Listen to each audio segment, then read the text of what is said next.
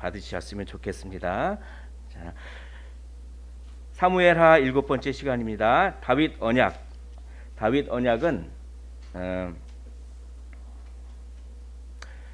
구약에서 가장 중요한 한 장을 고르라면 다윗 언약. 오늘 읽은 이 본문을 고를 수 있을 정도로 구약 전체를 통틀어서 구약 본문 중에 가장 중요한 본문이 무엇입니까?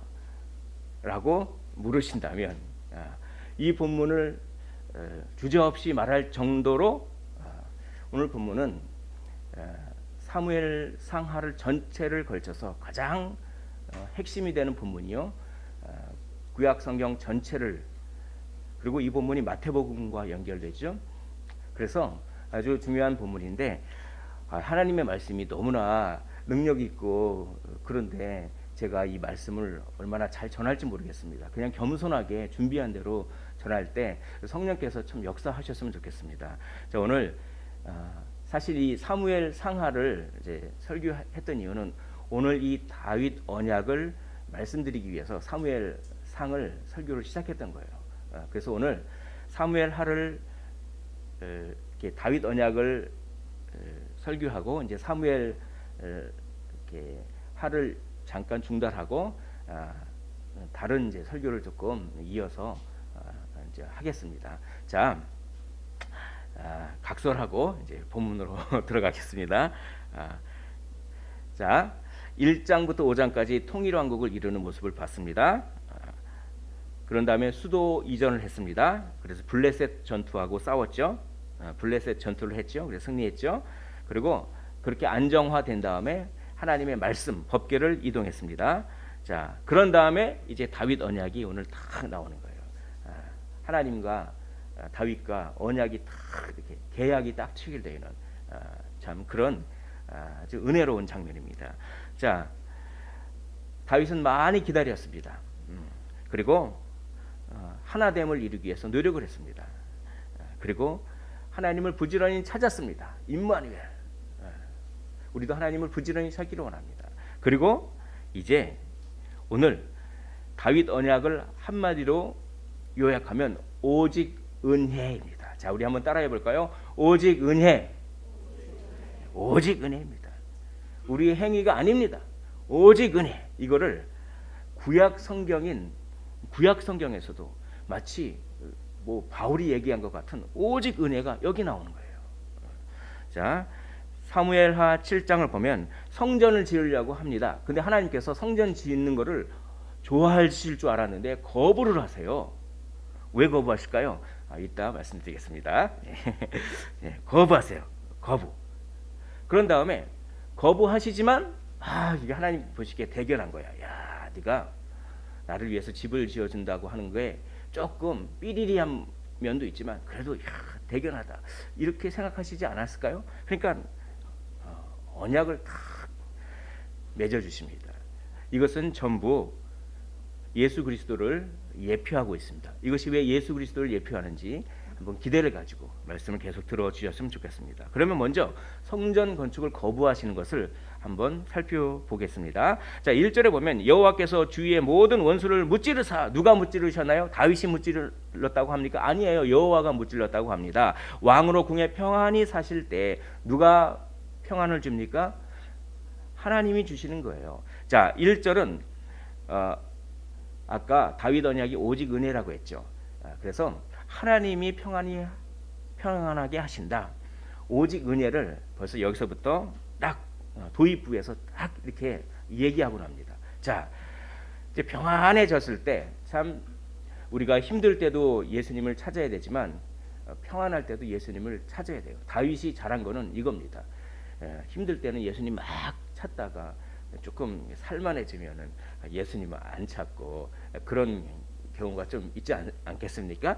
그런데 다윗은 밧세바 사건 할 때는 그걸 잊어버렸어요. 그러니까 그랬죠. 그러나 그걸 제외하고는 잘 되든지 못 되든지 평안하든지 평안하지 않든지 늘 주님을 찾았습니다. 그러니까 이 평안할 때 딱 갑자기 보니까 자기는 백향목궁에 딱 살고 있어요. 백향목궁에 아주 그 좋은 집에 살고 있는데 하나님의 법궤는 천막에 살고 있습니다. 그게 마음이 조금 짠했던 것 같아요. 나는 백향목궁에 살고는 하나님의 궤는 휘장 가운데 있도다라고 하면서 성전을 지어야겠다라고 하는 뜻을 살짝 나단 선지자에게 내비칩니다. 그러니까 나단 선지자가 여호와께서 왕과 함께 계시니까, 나단 선지자 보기에도 다윗은 항상 하나님과 함께 있었어요. 그러니까 다윗의 뜻이라면 이건 뭐 하셔도 됩니다. 나단도 약간 아쉬운 것이 있죠. 기도하지 않고 이런 말을 한 거예요. 선지자라고 하더라도 이럴 때가 있습니다. 이게 다윗은 늘 하나님과 함께 계시니 성전 짓는 거 이게 너무 좋은 거 아닙니까? 당신의 마음에 있는 대로 하소서라고 했는데 그날 밤 나단에게 임합니다. 여호와의 말씀이 나단에게 임하여. 자, 5절 우리 화면을 보면서 한 목소리로 한번 읽어보겠습니다. 자, 시작. 내가 나를 위하여 내가 살 집을 건축하겠느냐? 이거는 어떤 뉘앙스냐면 주제넘는 소리 좀 하지 말라, 이런 얘기입니다. 아니, 하나님께서 대견하다라고 이렇게 말씀하실 줄 알았는데 네가 내 집을 짓는다고? 주제넘는 소리 좀 하지 말라. 너는 내 집을 짓는 존재가 아니다. 이런 뉘앙스로 화나신 건 아니에요. 그러나 단호하게 약간 그래도 대견하셨겠죠. 그러나 하나님께서는 다윗에게 해줘야 할 말이 있었습니다. 그거를 딱 얘기하시는 것이죠. 주제넘는 그런 소리를 하지 말라, 이렇게 하면서 거부하셨습니다. 자, 왜 거부하셨을까요? 오늘 본문에는 나와 있지 않지만 열왕기상이라든지 역대상에 보면 그 이유가 나옵니다. 자, 다윗은 피를 많이 흘렸다고. 그래서 피를 많이 흘렸기 때문에 성전을 못 짓는다. 이게 무엇입니까? 이게 신명기에 보면은 성전을 어느 때 지어야 되냐면 평화의 시대에 성전을 지으라고 합니다. 그런데 아직 싸워야 할 전쟁이 많이 남아 있어요.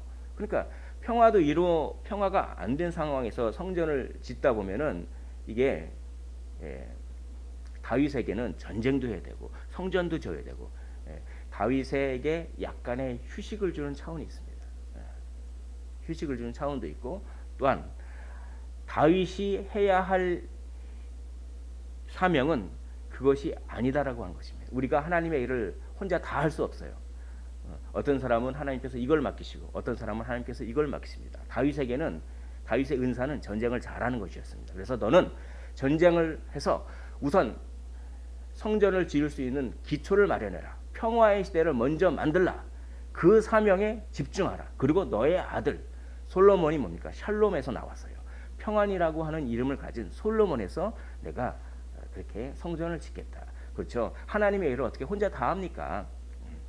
하나님께서 개인에게 맡겨주신 그 사명에 집중하면 돼요. 그러면 하나님께서 오케스트라를 지휘하시듯이 가장 좋게 지휘하시는 것이죠. 바로 이런 뜻입니다. 너는 평화의 시대를 만드는 그런 사명에 집중하라. 이것이 열왕기상이라든지 역대상을 통해서 왜 다윗이 성전 짓는 어떻게 보면 갸륵한 생각을 그렇게 거부하셨는지 나옵니다. 그러나 그것뿐만이 아닙니다. 오늘 본문에서 또 하나의 이유가 나옵니다. 자, 그것을 살펴보겠습니다. 6절을 보면 애굽에서 인도하여 내던 날부터 오늘까지, 뭔가 강조하고 싶어요. 내가 애굽에서 너희를 인도하여 낸 날부터 오늘까지 라고 하면서 뭔가를 강조하고 싶습니다. 무엇을 강조할까요? 그 다음에 나옵니다. 우리 화면 보시면서 한번 한 목소리를 읽어보겠습니다. 시작. 집에 살지 아니하고 장막과 성막 안에서 다녔나니 이스라엘 자손과 더불어 다니는, 여기서 다녔나니, 다니는 이 말이 강조되고 있어요. 뭡니까? 나는 한 곳에 제한할 수 있는 존재가 아니라는 것입니다. 나는 자유로운 사람이 아니죠. 자유로운 존재다, 이런 것이죠. 네가 집을 지어서 나를 그 집 안으로 가두려고 하니? 하나님은 제한할 수 없는 분이다라고 하는 것을 가르쳐 주시기 위해서, 그래서 뭡니까? 거부하셨던 거예요. 근데 오늘 하나님이 제한할 수 없는 분이다라고 이렇게 말하는 데에는 조금 더 깊은 차원이 있습니다. 그것을 알기 위해서 다윗이 성전을 지으려고 하는 의도가 아주 정말 하나님 그 그 언약궤가 자기는 백향목 집에 살고 있는데 거기는 천막에 살고 있어서 짠하고 뭐 그래서 아주 순수하고 그런 마음으로 그런 의도로 지었지만 사실 거기에는 조금 다른 의도도 있었습니다. 다윗이 성전을 지으려고 하는 의도는 참 순수했지만 100% 온전히 순수할 수는 없죠. 사람은 다 그렇습니다. 다윗만 그런 게 아니에요. 그러나 그 순수하지 않은 요소가 있을지라도 그래도 하나님은 순수한 모습 그 자체를 기뻐하시는 것이죠. 그러나 해줘야 할 말은 또 하십니다. 자, 오늘 월터 브루그만의 얘기를 들려드리겠습니다. 성전 건축 제안은 다윗의 진정한 경건의 행동인 동시에 자기 유익을 위한 적법성 획득이라는 행동의 이중적 차원을 가진다. 굉장히 어렵게 썼어요. 이게 뭡니까? 순수한 마음도 있었지만 사실은 성전 지어서 자기의 유익을 하나님께 요구하려고 하는 마음도 있었다고 하는 거예요. 내가 이만큼 했으니까 하나님 요걸 좀 해주십시오 라고 하는 마음도 있었다고 하는 거예요. 뭡니까? 자기의 왕조를 좀 안정되게, 자기 이후에 자기 후손들도 왕조를 안정되게 좀 이어갔으면 좋겠다라고 하는 마음으로 내가 성전을 지으면 하나님께서 기뻐하셔서 그렇게 해주시겠지라고 하는 그 마음 자체가 좋은 마음이긴 하지만 그러나 이것은 하나님을 통제하려고 하는 마음이다. 그것을 가르쳐주고 싶으셨던 것입니다. 기특하긴 하지만 자, 이것은 하나님을 빚쟁이로 만드는 일이다라고 어떤 학자는 이렇게 표현했습니다. 하나님은 우리에게 빚을 지신 분이 아닙니다. 오히려 우리가 하나님께 빚을 졌죠. 하나님이 빚쟁이가 되면은 하나님께서 우리에게 주시는 행하시는 일은 은혜가 아닙니다. 의무가 돼버려요. 그거는 그렇게 아니죠. 만약에 하나님을 빚쟁이로 만들면 하나님은 은혜를 주실 수 없는 분이 되는 것입니다. 그것을 가르쳐 주시기 위해서 네가 참 순수하고 갸륵하지만 그래도 이런 거는 알아야겠다 이렇게 하시기 위해서 하나님을 통제하려고 하지는 마라 라고 하는 걸 알려주시기 위해서 그렇게 거부하셨습니다. 이제 하나님께서는 설득하십니다. 다윗이 성전 건축하는 걸 포기하도록 설득하세요. 어떻게 설득하십니까? 두 가지를 통해서 설득하십니다.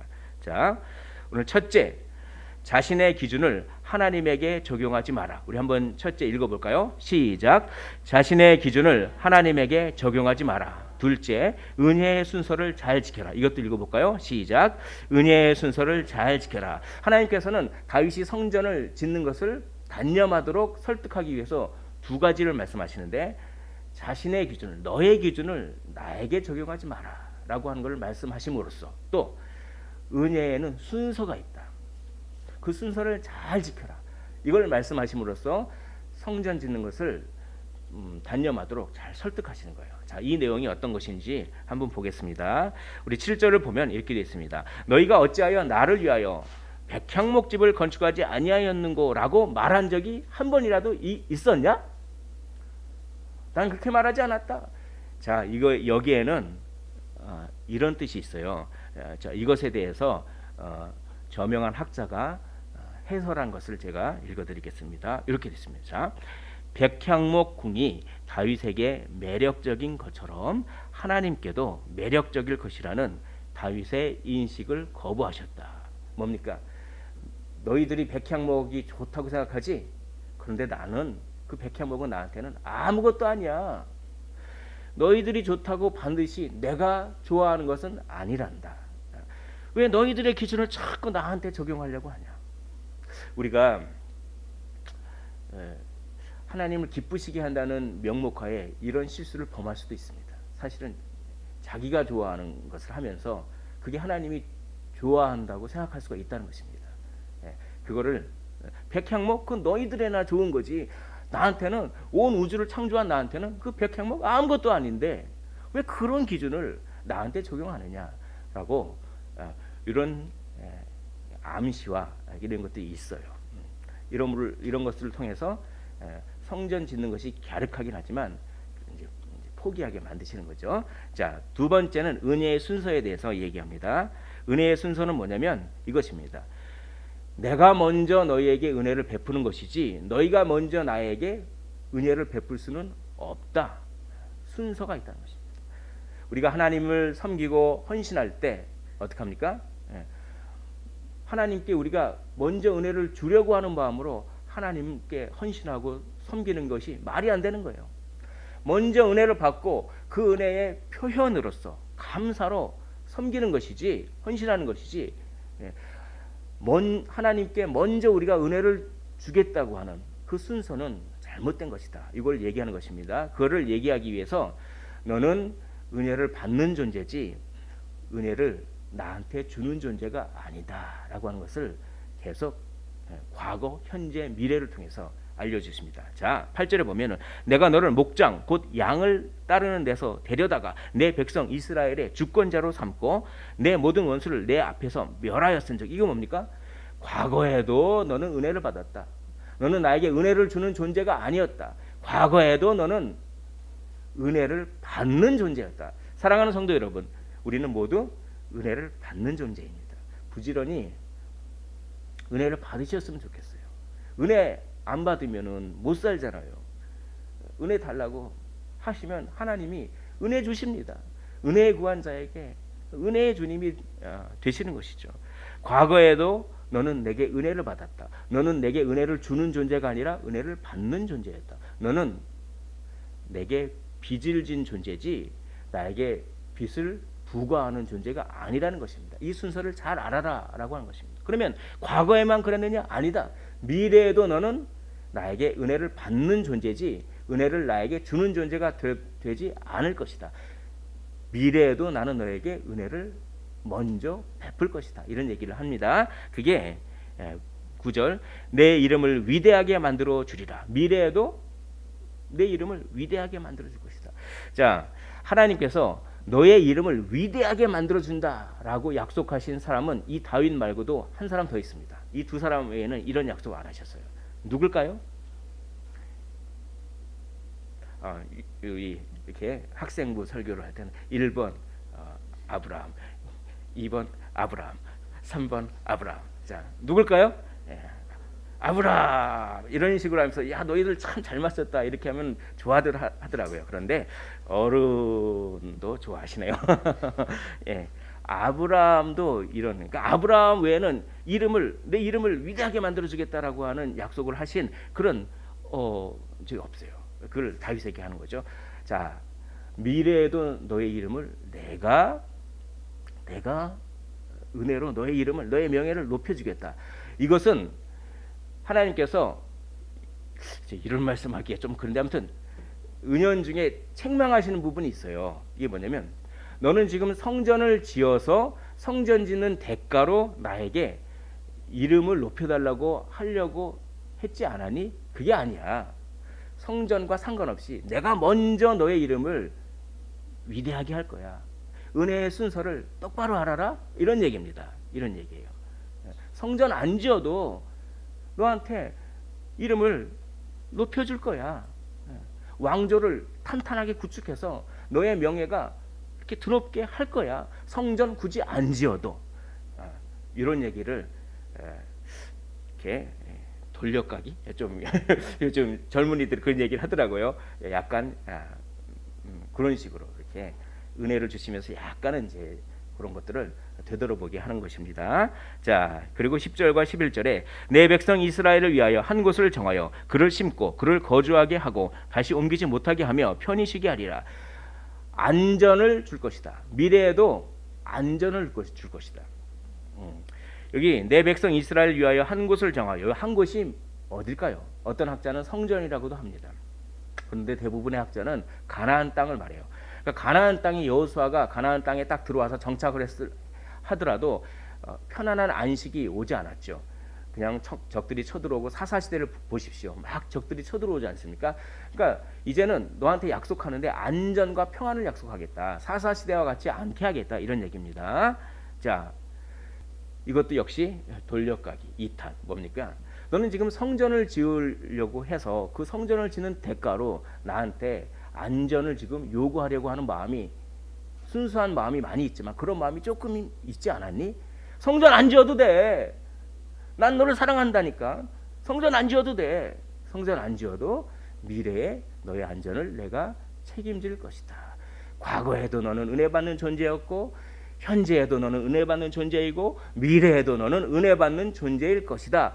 너희가 먼저 나에게 은혜를 주는 존재가 아니라 너희는 먼저 은혜를 받고 단지 그 은혜에 반응하는 존재다. 이걸 좀 알아라. 사랑하는 성도 여러분, 은혜를 많이 받으시기를 원합니다. 하나님은 성전 안져도 은혜 주시는 분임을 믿으시기를 원합니다. 11절에 여호와가 너를 위하여 집을 짓고, 아니 다윗이 여호와를 위하여 집을 짓는 것이 아니라 여호와가 먼저 너를 위하여 집을 주는 것입니다. 네가 나에게 집을 지어주라고 하니? 아니야. 내가 먼저 너에게 집을 지어줄게 라고 하는 그 은혜의 순서를 얘기하는 것입니다. 너는 과거에도 은혜를 받는 존재였고 미래에도 은혜를 받는 존재가 될 것이다. 너의 이름과 너의 안전과 너의 후손 걱정하지 마라. 자녀 걱정하지 마라. 왕조를 이루어줄 것이다. 미래에도 너는 은혜를 받는 존재가 될 것이다 라고 하는 것입니다. 우리는 하나님께 은혜를 주는 자가 아닙니다. 우리는 하나님께 은혜를 받는 자임을 기억하십시오. 그래서 이것을 통해서 자, 성전을 굳이 안 지어도 네가 지금 걱정하고 있었잖아. 그 걱정을 내가 다 해결해 줄 거야.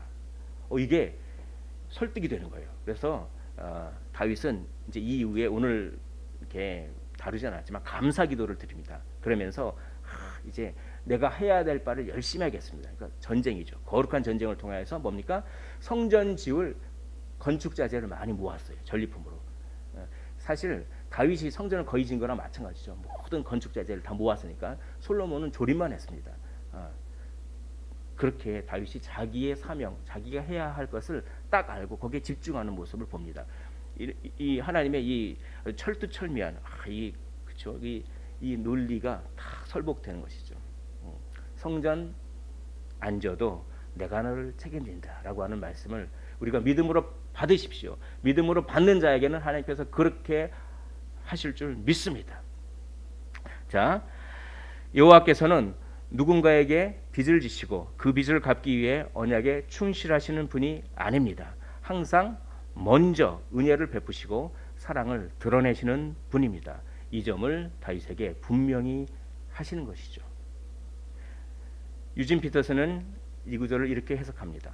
하나님을 위해 무언가 하겠다는 마음으로 가득했던 다윗은 오히려 하나님이 그를 위해 무엇을 하셨고 무엇을 하고 계시고 무엇을 하실 것인지에 관해 장대한 이야기를 듣고 있다. 참 은혜가 참 되더라고요. 은혜가 됩니다. 우리가 하나님 위하여 무엇을 한다 이것도 좋지만 사실은 하나님이 우리를 위해서 무엇을 하셨고 지금 무엇을 하고 계시고 앞으로 무엇을 하고 계실지를 훨씬 더 많이 듣는 존재라는 것입니다. 우리는 그렇게 은혜를 받는 존재입니다. 오직 은혜. 오늘 본문은 오직 은혜를 말하고 있습니다. 오직 행위가 아닙니다. 오직 은혜입니다. 이것을 구약에서 이렇게 얘기하고 있는 어떻게 보면 굉장히 특이한 거예요. 이게 놀라운 것입니다. 그래서 성전 건축을 단념시키셨습니다. 자, 그리고 나서 이제 언약을 주십니다. 성전 건축을 단념시켰지만 들어야 할 말이 있어서 들려주셨지만 그래도 하나님이 좀 기뻐하신 것 같아요. 대개 그래도 우리가 이렇게 자원하는 마음이 있구나 기뻐하셨던 것 같아요. 우리는 100% 순수할 수 없습니다. 그러나 조금의 그 순수한 마음이 있으면 하나님은 그걸 아주 크게 여기세요. 그래서 구덕이 무서워서 장 못 넘긴다. 그래서 나는 100% 순수할 수가 없기 때문에 하나님께 어떤 자원하는 마음을 차라리 안 할 거야. 이런 마음보다는 나는 원래 그런 존재야. 나는 100% 순수할 수 없어. 그러나 내가 순수하게 조금이라도 하면 하나님은 그걸 더 크게 보셔. 그걸 믿으십시오. 그래서 하나님께 자원하면 하나님이 얼마나 기뻐하실까요? 그래서 그걸 대견하게 생각하신 것 같아요. 그래서 언약을 주십니다. 두 가지 언약을 주십니다. 첫째, 영원한 왕조를 허락하십니다. 내가 너에게 집을 지어주겠다. 네가 나에게 집을 지어주느냐? 아니다. 내가 먼저 너에게 집을 지어주겠다. 영원한 왕조를 허락하시는 것이죠. 두 번째는 입양하겠다라고 하는 것입니다. 너의 후손을 나의 자녀로 입양하시겠다. 이것은 첫 번째 언약, 영원한 왕조의 법적 근거입니다. 왜냐하면 입양하면 상속자가 되는 거예요. 상속자가 되면 어떻게 됩니까? 유산과 모든 것들을 물려주죠. 하나님의 상속자로 삼아 주시겠다는 거예요. 너의 후손을. 그러니까 자녀 걱정하지 말고 후손 걱정하지 말라는 것입니다. 참 어마어마한 그런 약속을 주셨어요. 자, 오늘 시편 2편 7절과 8절을 우리 화면을 보면서 한 목소리를 읽어보겠습니다. 시작. 너는 내 아들이라. 오늘 내가 너를 낳았도다. 내게 구하라. 내가 이방 나라를 내 유업으로 주리니. 너는 내 아들이라 라고 말씀하십니다. 우리는 하나님의 자녀입니다. 너는 내 아들이라. 오늘 내가 너를 낳았도다. 그래서 내가 이방 나라를 너의 유업으로 주겠다. 너의 후손에게 왕조를 허락하겠다라고 하는 것입니다. 그 근거는 너는 내 아들이니까. 입양, 자, 영원한 왕조와 입양의 약속을 하시는 거예요. 그의 나라를 견고하게 하리라. 그의 나라 왕위를 영원히 견고하게 하리라. 내 왕위가 영원히 견고하리라. 견고하리라. 견고하리라. 견고하리라. 그의 나라를, 그의 왕위를 하면서 몇 번이나 반복하면서 후손 걱정하지 마라. 이렇게 얘기하는 것입니다. 왕조를 건설해 주겠다라고 하는 말씀입니다. 근데 왜 이렇게 다윗에게 이런 왕조를 이렇게 하나님께서 강하게 강조하시나요? 다윗의 마음을 아셨어요. 다윗은 걱정하셨습니다. 걱정했습니다. 12절에 보면 내 수완이 차서 내 조상들과 함께 누울 때 내가 내 몸에서 날 내 씨를, 내 후손이죠, 내 뒤에 세워 그의 나라를 견고하게 하리라. 이렇게 말씀하신 배경에는 다윗의 염려 걱정을 하나님은 아셨다는 것입니다. 하나님은 우리의 염려 걱정, 우리의 깊은 마음속에 있는 염려 걱정을 아실까요? 아시죠. 다윗의 걱정은 뭡니까?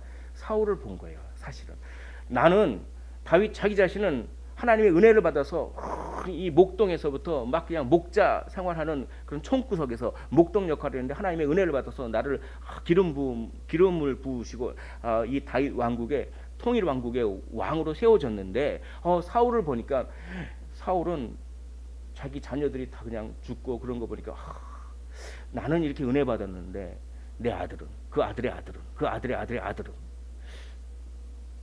이렇게 은혜를 못 받으면 어떻게 되지? 이런 생각이 좀 있었던 것 같아요. 거기에 대해서 그 마음을 아시고, 그러니까 거기에 대해서 이 다윗은 내가 성전을 지음으로써 하나님께서 그렇게 해주지 않을까, 이런 마음이, 순수한 마음 가운데 이런 마음이 좀 있었던 것 같습니다. 그걸 아시고 이제 하나님께서 계륵하지만 그건 아니다 이렇게 말씀해 주시고, 그런데 성전과 상관없이 내가 너의 후손들을 책임질 거야 이렇게 얘기하는 것입니다. 그게 이거예요.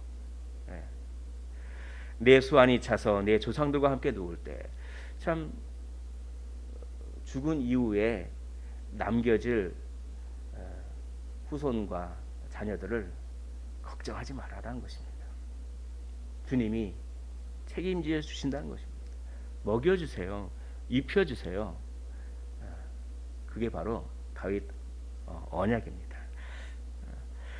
그는 내 이름을 위하여 집을 건축할 것이요. 너의 후손 중 솔로몬이죠. 1차적으로는 솔로몬이고 궁극적으로는 다윗의 후손 예수 그리스도를 말합니다. 근데 여기 보십시오. 그는 내 이름을 위하여 집을 건축할 것이요. 이게 이제 먼저 집을 지어진 후에 나중에 이제 그 집을, 여호와의 성전을 짓는 것이죠. 먼저 성전을 짓는 것이 아닙니다. 은혜의 순서를 얘기하는 거예요. 근데 여기 5절 보면 나를 위하여 내가 살 집을 건축하겠느냐라고 이렇게 표현이 되었는데 13절에는 내 이름을 위하여 집을 건축할 것이요 라고 표현이 살짝 바뀌어요. 뭡니까?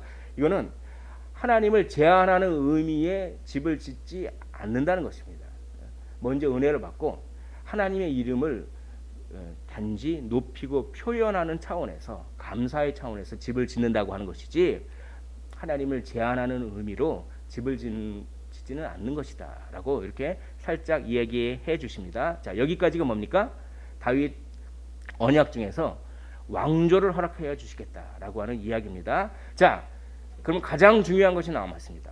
왕조를 허락하시는 그 법적인 근거, 입양의 약속을 하시는 것이죠. 그게 14절입니다. 우리 14절을 한 목소리로 우리 화면을 보면서 읽어보도록 하겠습니다. 14절입니다. 자, 시작. 나는 그에게 아버지가 되고 그는 내게 아들이 되리니.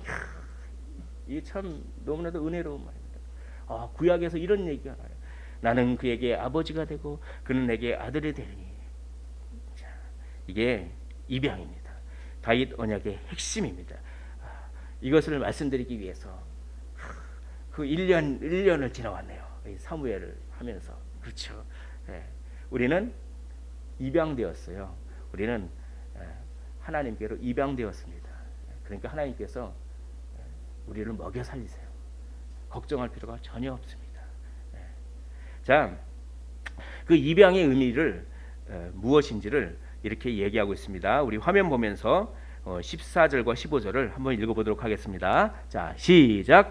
사람의 매와 인생의 채찍으로 징계하려니와 사울에게서 내 은총을 빼앗은 것처럼 그에게서 빼앗지는 아니하리라. 이겁니다. 이게 뭡니까? 자녀 관계가 되었으니 이제 네가 잘못할 때는 징계의 매를 주겠다. 사람의 매와 인생 채찍은 잠언에 나오는 말과 비슷합니다. 이거는 뭐냐면 아버지가 고대 사회에서 아버지가 그 자녀가 막 너무 못되게 굴고 그러면은 그렇게 징계 매를 그렇게 치는 그 단어를 잠언에서 얘기하고 있는데 그거를 도용하는 거예요. 그래서 내가 너에게 은혜를 준다고 해서 무조건적인 은혜는 아니다. 조건이 있다.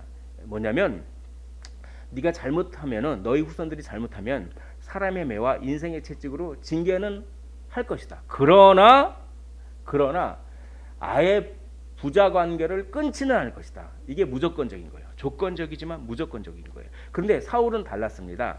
사울은 잘못했기 때문에 은총을 아예 그냥 빼앗아 버렸어요. 하나님께서. 그래서 왕위가 계속 이어지지 않았죠. 사울에게 왜 사울은 이러고 다윗은 이러는지 어려운 문제입니다. 사실 그건 잘 몰라요. 사실은 잘 모릅니다. 이것은 하나님의 주권인 부분이 있습니다. 그러나 아무튼 이 다윗 언약은 우리를 위한 언약인 것이기 때문에 여기서 우리는 하나님의 은혜를 받으셨으면 좋겠어요. 사울처럼 하지는 않을 것이다 라는 것입니다. 내 은총을 빼앗지는 않고 징계의 매를 치긴 하되 부자 관계는 계속 유지할 것이다 라고 하는 것이 입양 다윗 언약의 뭡니까? 핵심인 것이죠. 조건적이지만 무조건적입니다. 조건이 인간 당사자에 의해서 파기되어도 그 후손을 통하여 계속 관계를 유지해 간다는 것입니다. 그러니까 잘못하면은 벌을 줄지언정 아예 관계를 끊어버리지는 않겠다는 것이죠. 수많은 역사의 가변성 속에서도 하나님의 뜻이 궁극적으로 이루어질 것을 바라보고 있다라고 얘기합니다. 뭡니까? 우리는 살다 보면 많은 이렇게 될 수도 있고 저렇게 될 수 있고 많은 변화무쌍한 시간 속에서 살고 있습니다. 그러나 아무리 뭐 이런 일이 생기고 저런 일이 생기고 하더라도 징계는 줄지언정 하나님의 뜻은 궁극적으로 이루어지고 우리가 하나님의 자녀라고 하는 사실은 바뀌지 않는다라고 하는 것입니다. 혹시 내가 이렇게 많이 죄를 졌는데 나 구원받는 거 맞아? 나 하나님의 자녀 맞아? 라고 순간순간 불안한 마음이 들지 않겠습니까? 예수 그리스도를 진심으로 믿으면 징계는 받을지언정 부자 관계가 끊기지 않아요. 그 확신을 가지고 하나님께 감사하시고 회개할 걸로 회개하고 징계를 감당하시면 됩니다. 그러나 내가 하나님의 자녀라는 것은 끊기지가 않습니다. 이게 아주 우리에게 큰 은혜가 되는 것입니다. 끊어지지 않는 그 약속을 우리에게 주십니다. 약속이 얼마나 위대한 힘이 있는지 모르겠습니다. 제가 한 2주, 3주 전에 제가 재계약에 성공했습니다. 그래서 2년인가요? 요즘에 전세가 더 살 수가 있게 됐어요. 그러니까 왜냐면 이게 요즘에 부동산 어쩌고 저쩌고 하면서 뭐 이렇게 그래서 뭐 이렇게 전세값도 오르고 그러면 주인이 뭐 이렇게 전세값을 또 뭐 얼마 올려달라 그러면 이게 어떡하지 뭐 그렇게 막 이렇게 기도하면서 평안해야 되는데 또 걱정은 있더라고요. 막 그렇게 막 걱정하고 있었는데 이제 이렇게 갑자기 이제 이렇게 주인하고 이렇게 통화를 하게 됐습니다. 주인이 그냥 사세요. 야, 이 말이 얼마나 위로가 된지 모르겠습니다. 그냥 사세요. 이거 참 위로가 되더라고요. 돈 안 올려줘도 되니까 그냥 사세요. 참 말씀의 은혜를 받아야 되는데 이런데도 은혜를 받습니다. 그냥 사세요. 이게 뭡니까? 약속이 이렇게 큰 위력이 있더라고요. 내가 앞으로 이 계약 기간 동안 그 약속을 내가 받았지 않습니까? 그 든든해지더라고요. 약속은 그런 것입니다. 약속은 그래요. 그러나 이 인간의 약속은 유한한 겁니다. 또 계약 기간이 흐르면 앞으로 2, 3년 후에 또 어떻게 될지 모르는 거잖아요. 그러나 하나님의 약속은 그 유효 기간이 영원한 것이죠. 결코 끊이지가 않는 약속이라는 것입니다. 그게 다윗 언약이에요. 징계는 있을지언정 너는 내 아들이고 나는 너의 아버지가 된다라고 하는 그것은 결코 끊어지지 않습니다. 얼마나 위로가 됩니까? 하나님이 나의 아버지시니까, 우주를 창조하신 그분이 나의 아버지시니까 내가 힘들 때 어떻게 해서라도 나를 이끌어 주시겠지라고 하는 그런 확신을 우리는 이 구절을 통해서, 이 근거를 가지고 우리는 기대할 수 있고 소망이 생기는 것입니다. 소망이 얼마나 위대한지 모르겠습니다. 어떤 사람의 간증을 보니까 그분이 가스실에 갇혀, 이거 아시죠? 아우슈비츠. 근데 아우슈비츠에 딱 갇혀서 이제 죽음을 기다리고 있던 그 사람들이 있었대요. 근데 두 부류의 사람이 있었답니다. 한 부류의 사람은 어차피 나는 내일이면 죽는다. 왜냐하면 점점 순서가 다가오고 있거든요. 참 이거 너무 무섭죠. 몇 번 나와. 그러면 어떻게 됩니까? 그렇죠. 어제까지는 자기와 같이 있었던 사람이 몇 번 호출. 너무 무서울 것 같아요. 그래서 한 부류는 이런 부류가 생겼습니다. 그냥 어차피 내가 죽을 거 그냥 나는 인간의 길을 포기하자. 이런 부류가 있었던 것 같아요. 그래서 그 사람의 간증문을 보면은 그냥 이 대소변을 막 아무데나 넣고 막 벽에다 바르고 막 이게 뭡니까? 이게 완전히 그런 거예요. 인간의 길을 포기해. 이게 어차피 나는 그런데 한 부류가 있었다는 거예요. 뭐냐면 자기가 살 수도 있다고 하는 그런 소망을 가진 부류가 있었다고 합니다. 그런 부류는 운동해요. 자기가 혹시 살면은 최선을 다해서 건강을 유지하기 위해서 그 교도소 안에서 운동한다니까요. 운동을 탁 하고 그런 부류가 있었다고 합니다.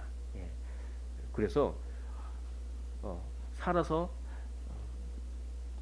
나온 삶을 경험한, 물론 절대적으로 그런 것은 아니지만 그런 사람이 있다고 합니다.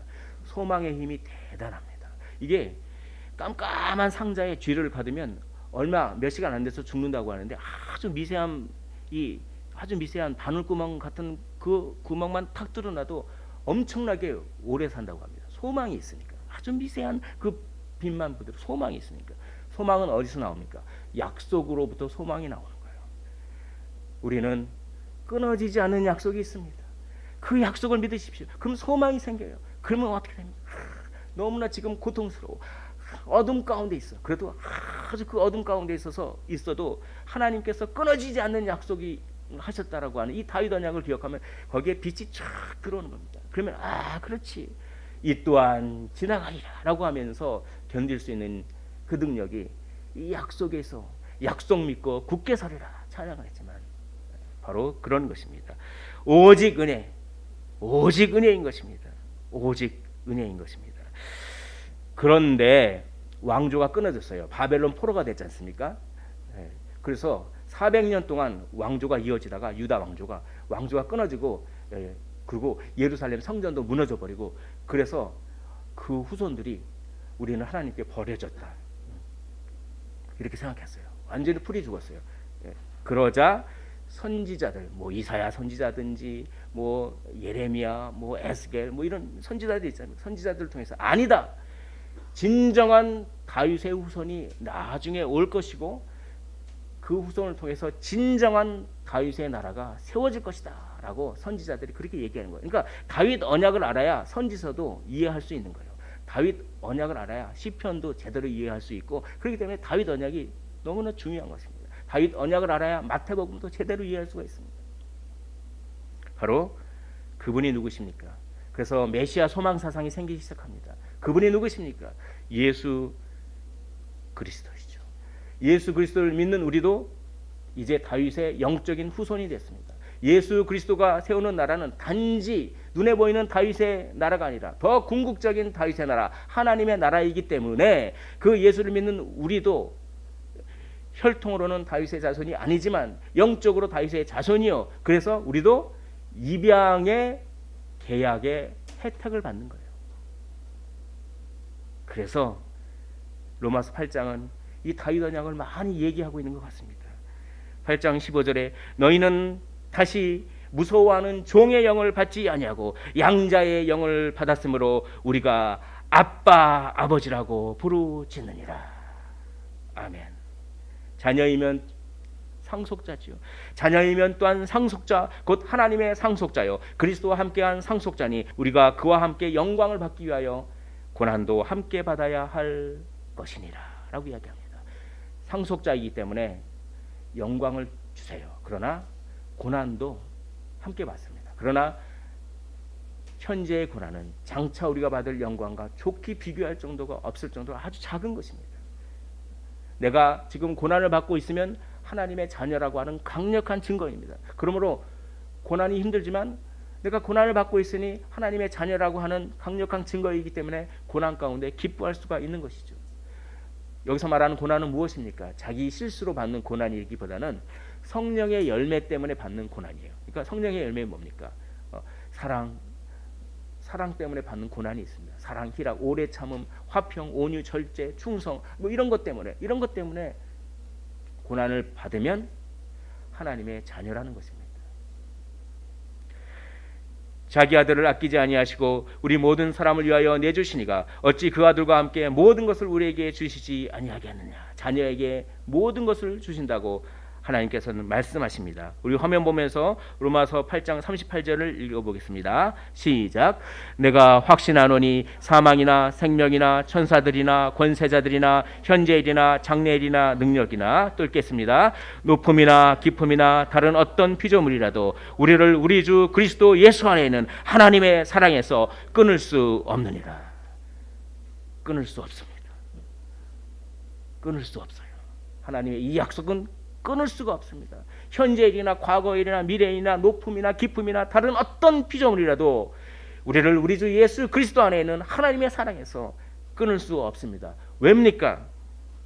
예수 그리스도께서 하나님의 사랑에서 끊어지셨으므로 우리는 하나님의 사랑에서 끊어질 수 없습니다.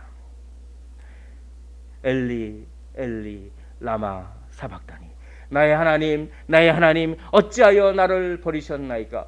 우리 주님은 하나님을 아버지라고 불렀어요. 그리고 그렇게 기도하라고 가르쳐 주셨어요. 하늘에 계신 우리 아빠 이렇게 기도하라고. 그거는 그 당시 유대 사회에서는 파격적인 것이었습니다. 어떻게 하나님의 이름을 무서워서 부르지도 못하는 그들에게 하나님 보고 아빠라고 부르면서 기도하라고 그렇게 가르쳐 주셨잖아요. 우리 예수님께서 그만큼 친밀하셨던 것입니다. 항상 아버지여라고 기도하셨습니다. 그러나 예수님도 이때만큼은 아버지를 아버지라고 부르지 못하셨습니다. 공식적인 호칭을 씁니다. 나의 하나님 어찌하여 나를 버리시나이까. 그가 아버지를 부를 수 없었기 때문에 우리는 하나님을 아버지라고 부를 수 있는 것입니다. 이 약속은 영원합니다. 여러분, 지금 상태가 최악이라고 생각하지 마십시오.